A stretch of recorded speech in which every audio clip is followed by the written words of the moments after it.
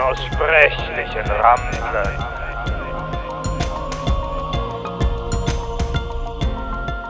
My name is Marco Visconti, and through this podcast I will invite fellow magicians, occultists, artists, and mystics to ramble along with them and my supporters on Patreon. By doing so, I hope to introduce you all to a much wider perspective on magic than what we get nowadays from occult social media, which is frankly beginning to feel very stale, repetitive, and uninspired.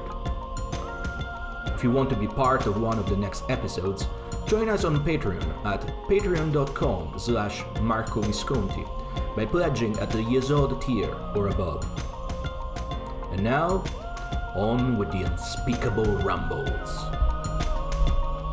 Good evening, everyone, and welcome to episode 13 of Unaussprechlichen Ramblen. This will be, in fact, the final episode of season 2.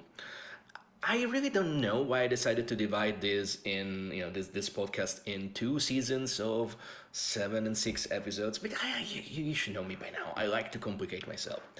Anyway, let's not fuff too much tonight and go straight to the center of an interesting wheel and maybe finding our way through the help of the witch's compass.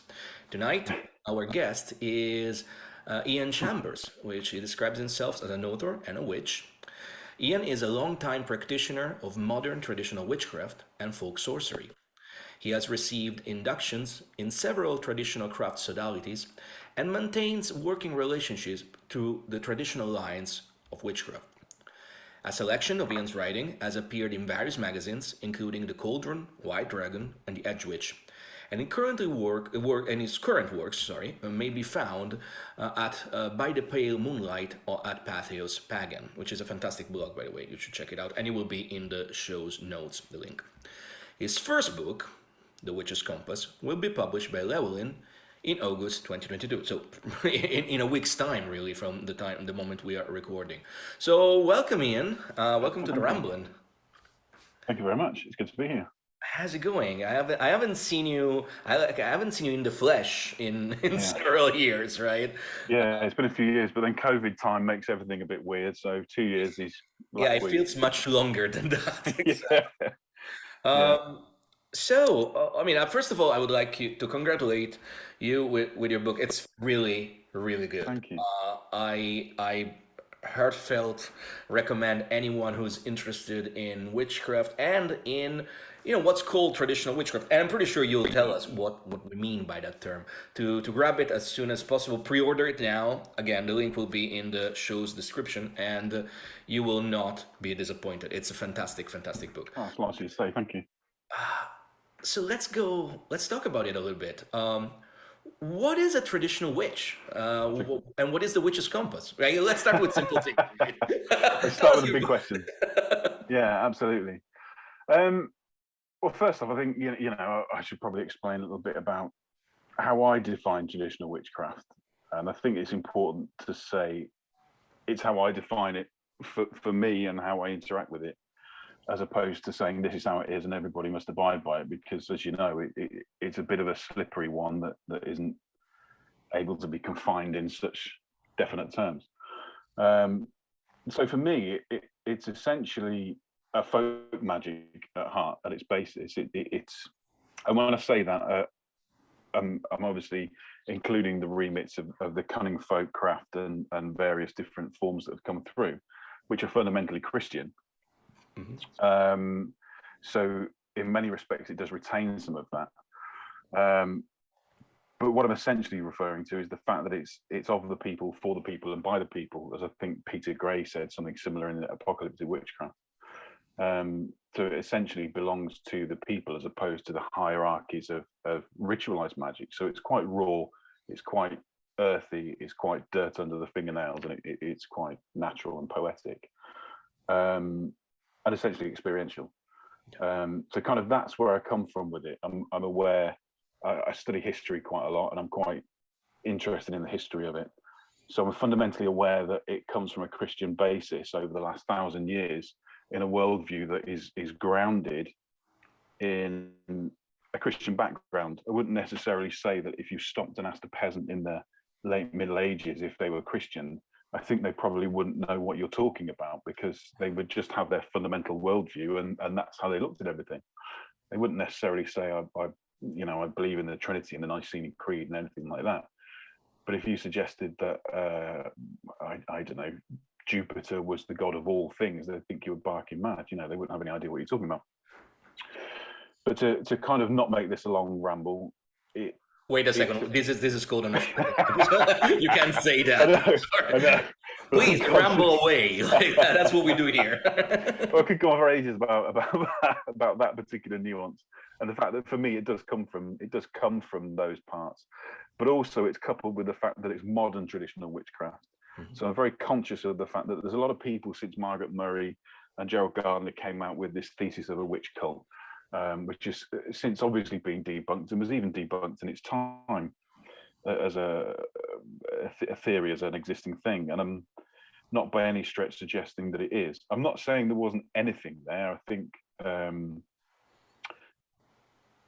historians and authors such as Thomas Atzis has said, there was clearly something there. People were doing something. And a lot of the times the clerical authors that were recording things would use placeholder names like Diana or Herodias or Abondia when they couldn't understand, pronounce, or have any idea what localized spirit these people were dealing with.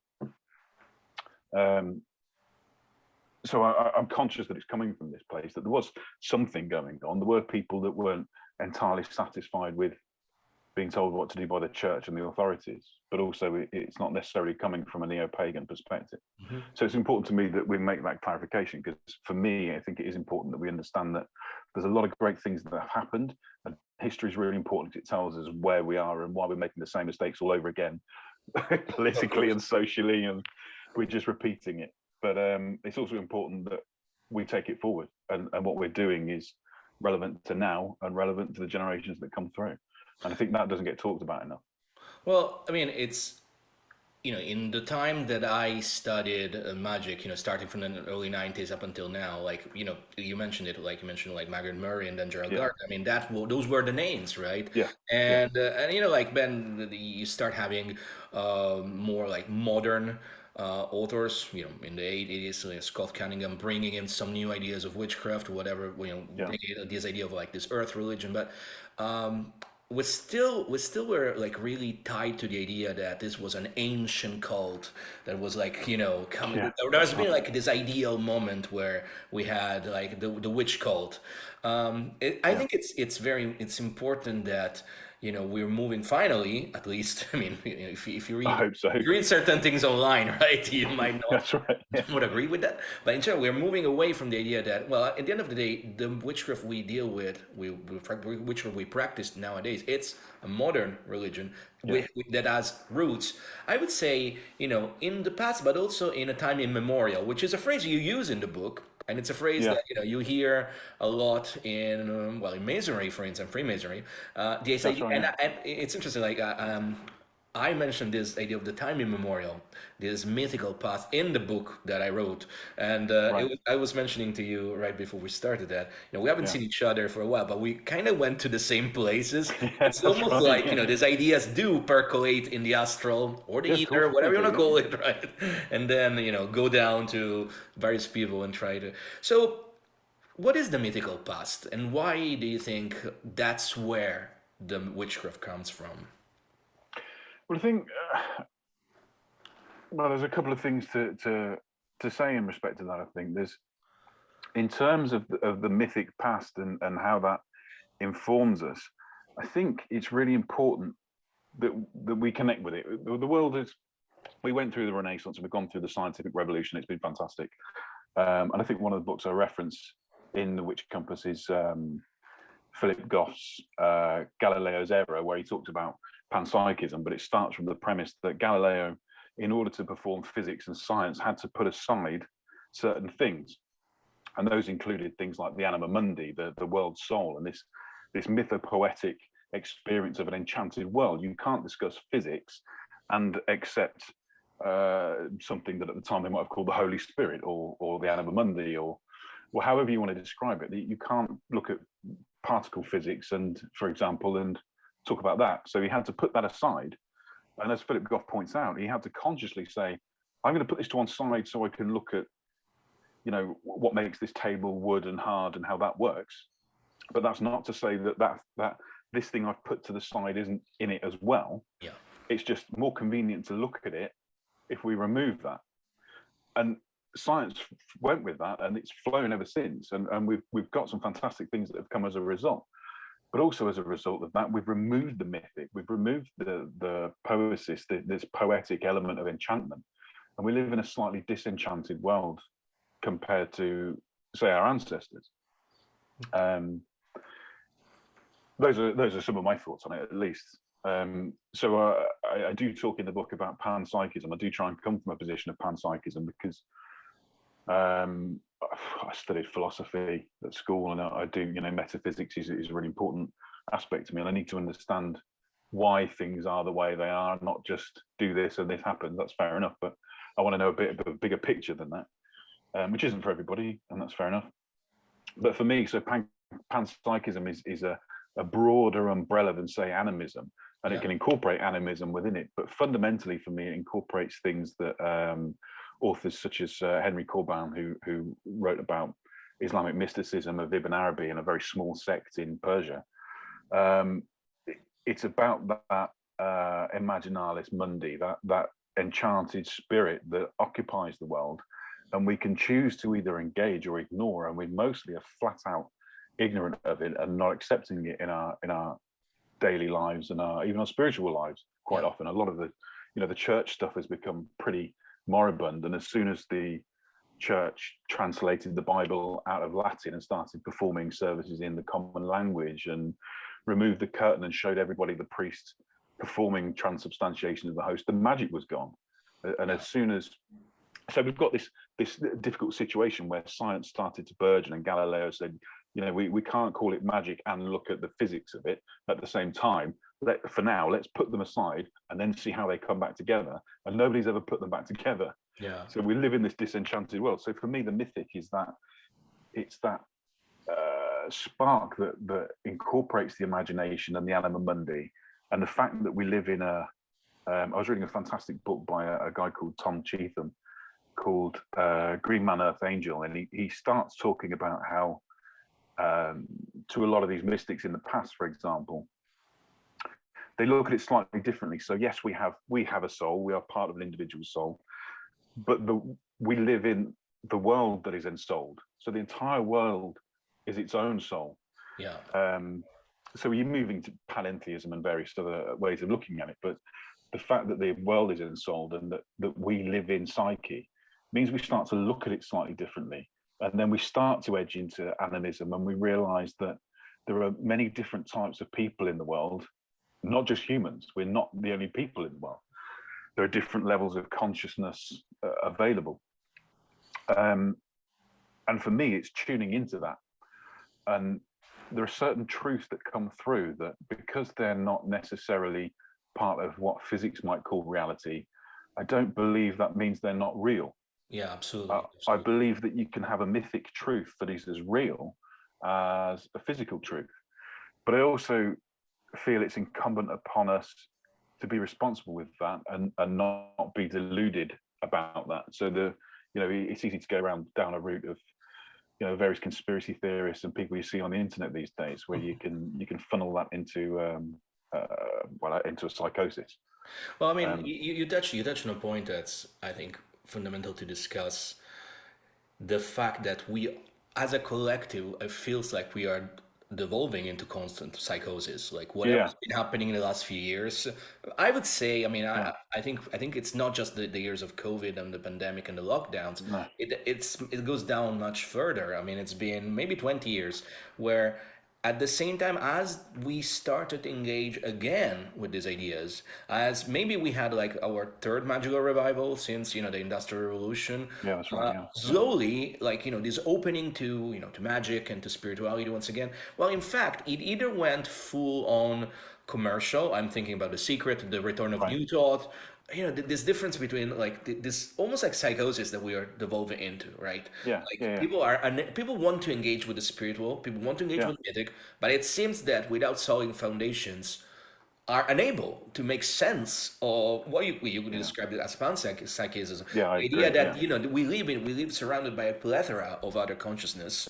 yeah, We might not see them. I mean, we were discussing on the here on the podcast last episode with Jason Miller.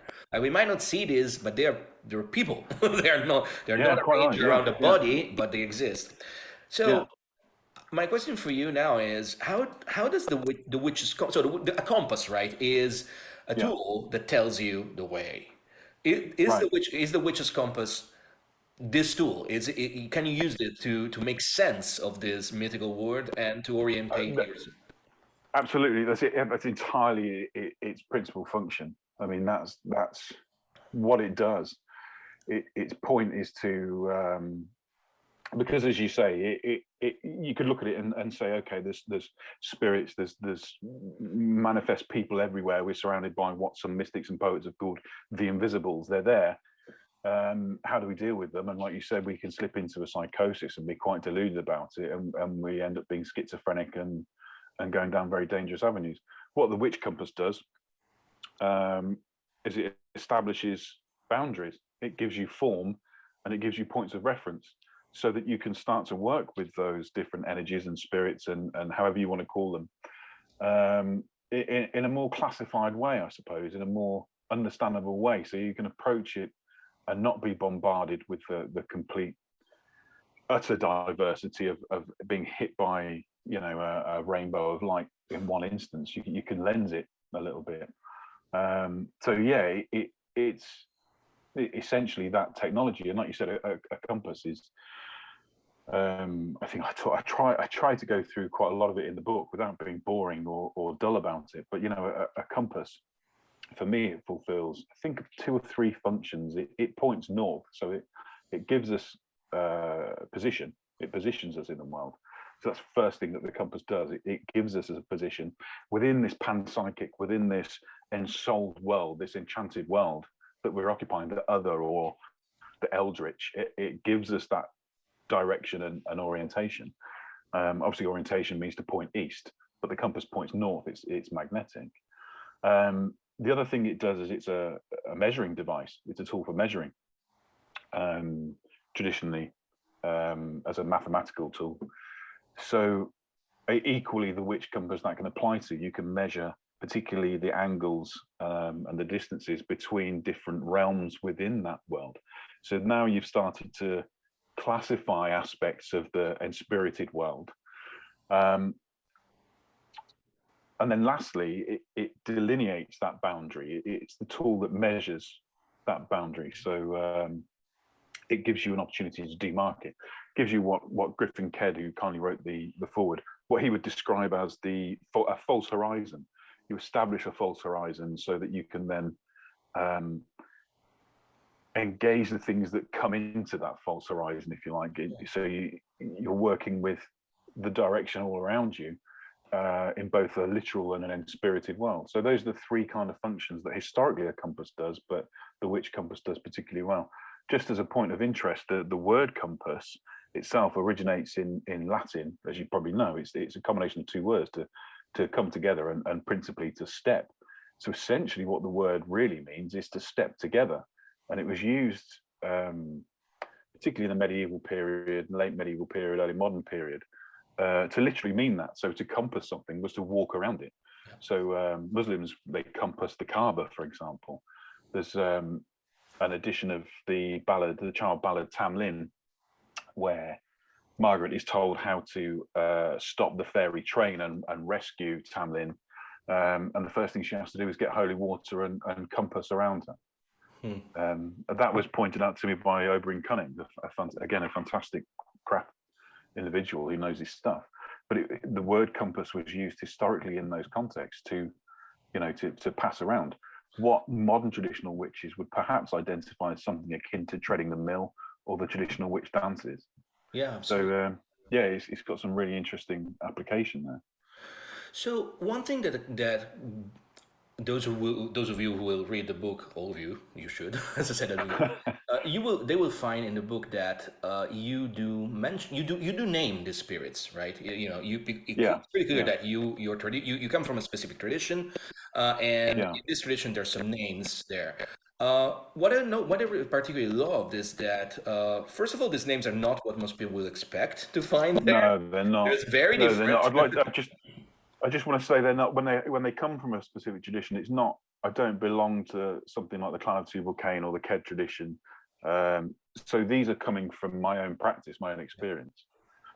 And you mentioned, right, I mean, there's some similarities, for instance, with certain concepts that we Yeah, find in Telema. Nuit yeah, as the infinite expand, Hadith the point, which, yeah, by the way, that is a compass, right? Like yeah.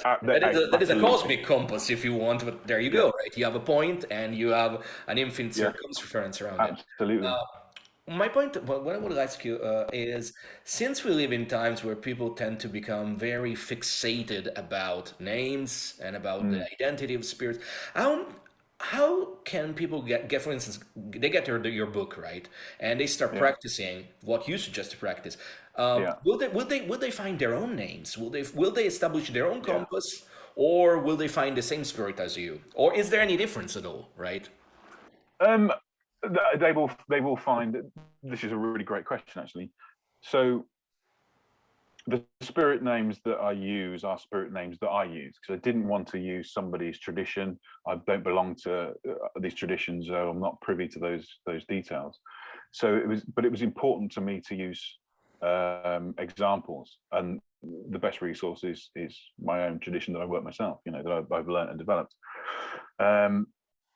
The second thing I wanted to say was that that was an issue with the publisher. So one of the things that Llewellyn did raise is they weren't entirely comfortable in the first edit with a lot of the names because some of them do hold connotations with perhaps a Christian take on things. And I was lucky that they put their faith in me and they've trusted me, and I think we've handled it. So nothing's been taken out that they didn't want in there.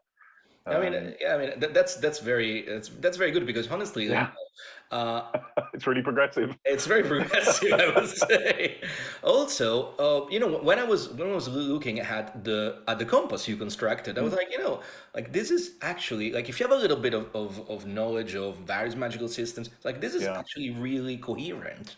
I mean, and yeah, yeah, so my point that I'm making here is that if anybody picks up the book, I can think they can work precisely with those names. yeah, And we're not saying the names. You gotta buy the book. yeah. That's right. Yeah, I will just say that yeah, I was really there's one name in there connected to Lammas, which is one of the Sabbats that's yeah, coming up next. yeah, We're yeah, recording this podcast at the end of July, so Lammas is coming up in a few days, and the name connected to Lammas is the name that I used for myself for a long time, and I yeah. I was like, know. okay, I like that. Okay, which obviously, I mean, it makes absolute sense because it's first harvest.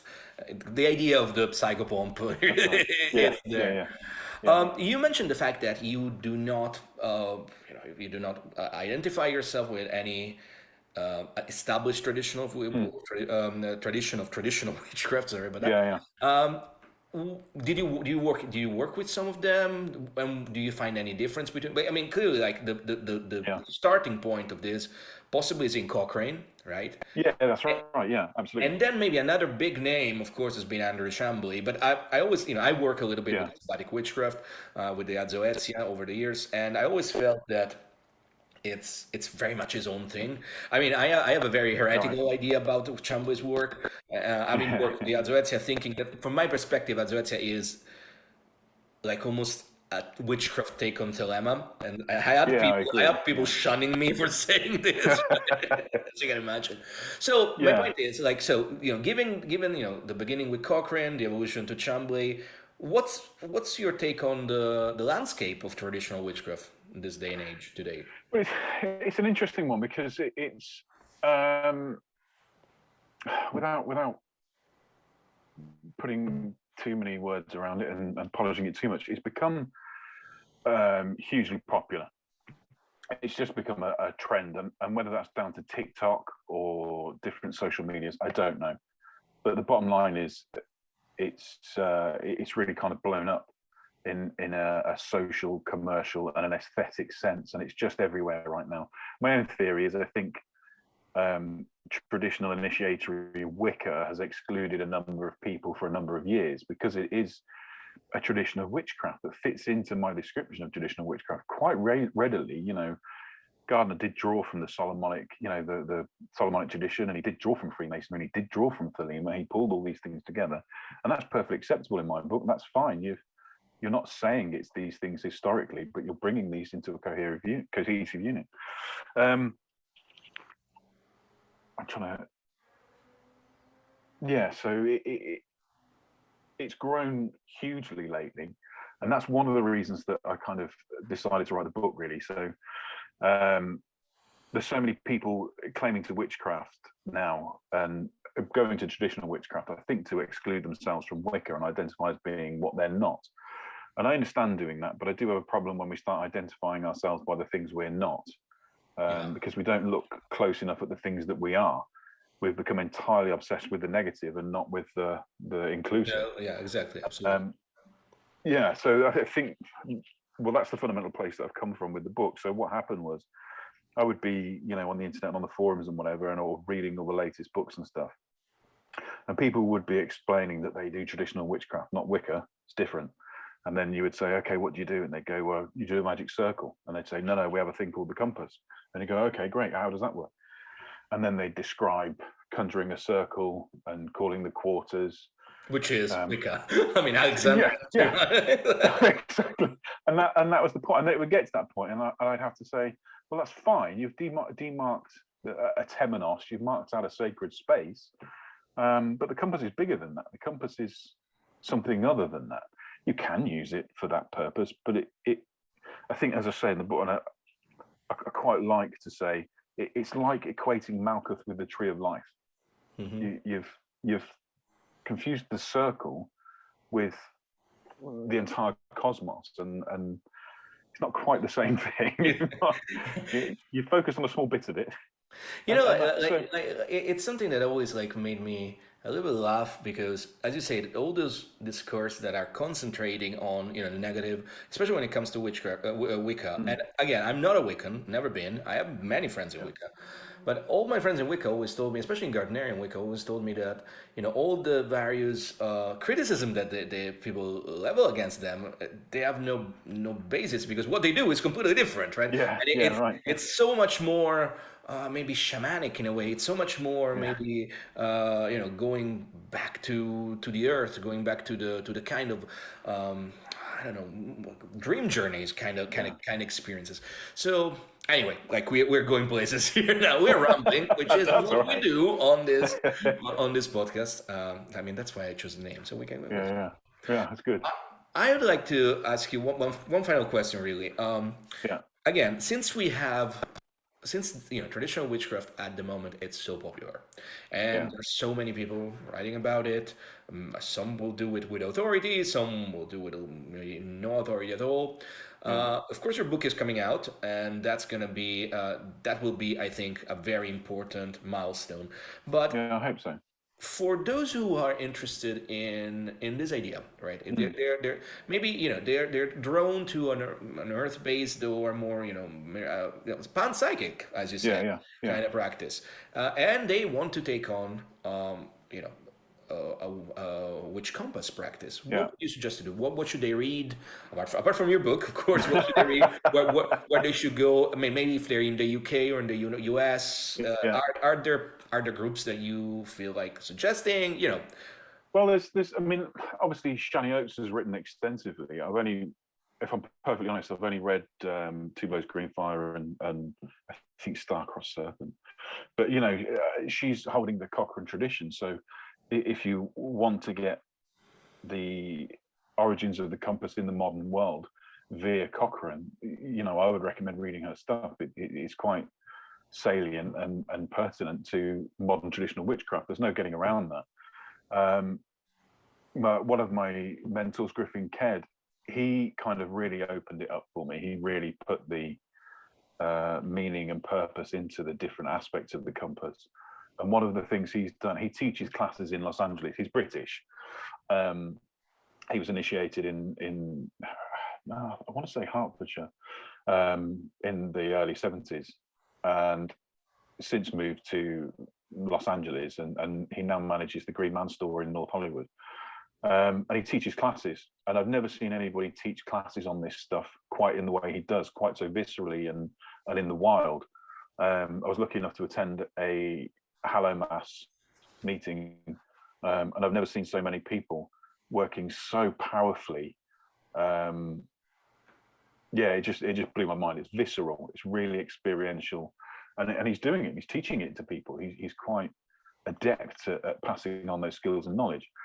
If you're not in Los Angeles, the first thing I would say, and it was available here at Atlantic Books, Atlantis Books, Beked Tarot.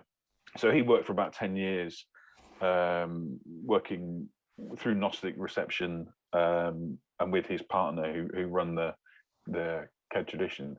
They received various different aspects of the compass, and they managed to build it into a tarot deck.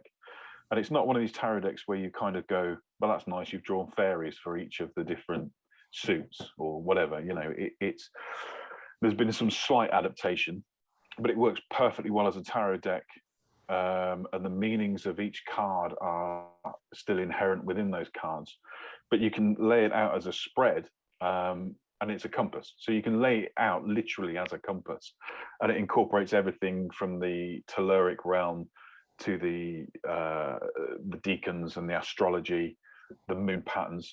He's managed to incorporate, and I think if you were to ask him, he'd say, you know, those things are there in the tarot, but you can bring it out and express it in this means of a compass. And yeah, I would recommend people get that deck and work with those cards. And is it still available? Is it still available? Yeah. Well, absolutely. I'll find the link and I'll put it in the description. Yeah, it was something. like I said. Sorry, please. That's right. I was just going to say Atlantis were selling it. I don't know if they still are, but they were. He launched the color edition of the deck at Atlantis Books. He did a talk there with Stuart Inman. Oh wow! And then Stuart as well, I suppose, is we should. Yeah. I should get him here at some point. He needs to write his book. Yeah, exactly. For those of you listening, Stuart Inman is a very interesting character. He's a very experienced magician and witch, and both me and Ian, we've been bugging him to write his own book for. That's right. It's a decade, I suppose. Well, we'll see what happens. So, yeah. Ian, thank you so much for this chat on all the Witch's Compass and on your book. Tell us where people can find you. Well, as you said, I'm at Patheos Pagan. I write under By The Pale Moonlight. I confess I haven't written anything in a long time, really, on there.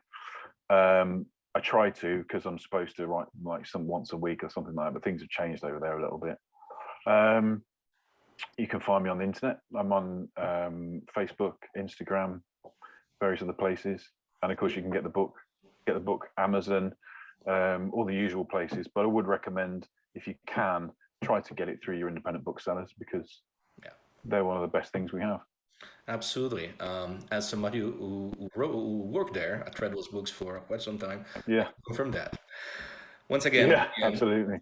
Thank you so much for being with us tonight, and it's been a pleasure. And we'll see maybe sooner than another few years. Yeah, absolutely. Yeah, brilliant. Okay, thank you all for listening to this episode of Unaussprechlichen Ramblen, and see you next time.